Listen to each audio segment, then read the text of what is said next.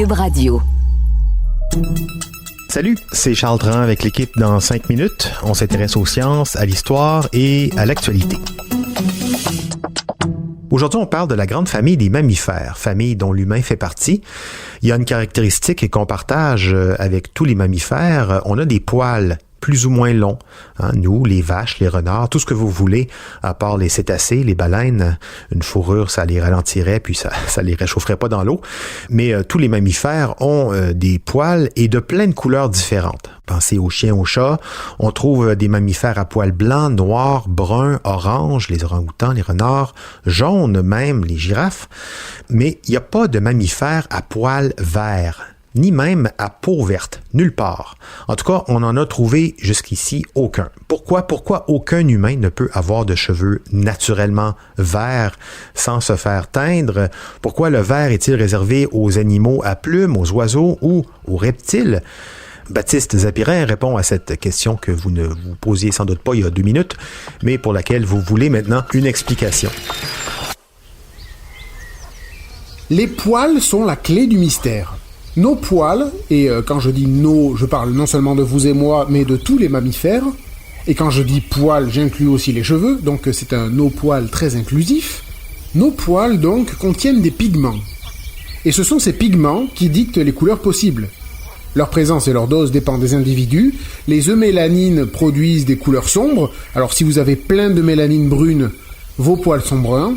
S'il y en a peu, vos poils sont blonds. Plein de mélanine noire, poils noirs. Peu de mélanine noire, poils blancs. Il y a aussi des pigments qu'on appelle phéomélanines, qui produisent des couleurs jaunes à rouge. C'est ce pigment qui donne les poils roux. Mais grand malheur, on n'a pas de pigment qui produit du poil vert. Et c'est très triste. Vous me direz, les reptiles et les oiseaux non plus, ils n'ont pas de pigment qui produit du vert. Ils ont quand même des écailles vertes ou des plumes vertes. Oui, mais eux, les chanceux, ils ont des pigments jaunes, les caroténoïdes. Ces pigments jaunes se combinent à l'effet Tyndall, un phénomène optique qui fait que la lumière se disperse sur les particules de matière et, en fonction de la fréquence des ondes de la lumière, ça donne du bleu. Alors c'est compliqué, mais au final, le jaune du pigment plus le bleu de la lumière, ça donne du vert à nos yeux. La couleur peut même changer un peu en fonction des arrangements dans les plumes ou la peau, puisque ça reflète la lumière différemment, et ça permet aux animaux qui peuvent faire ça de se camoufler, de se fondre dans le décor. Alors les reptiles et les oiseaux, ils se débrouillent comme ça, mais il y a des animaux dont la peau contient directement un pigment vert, la chlorophylle. Les limaces de mer, par exemple. Elysia chlorotica. Elles ont une peau verte parce qu'elles se nourrissent d'algues qui contiennent de la chlorophylle. Et cette chlorophylle, elle ne l'élimine pas, ces limaces. Elle la garde dans le corps. Résultat, peau verte.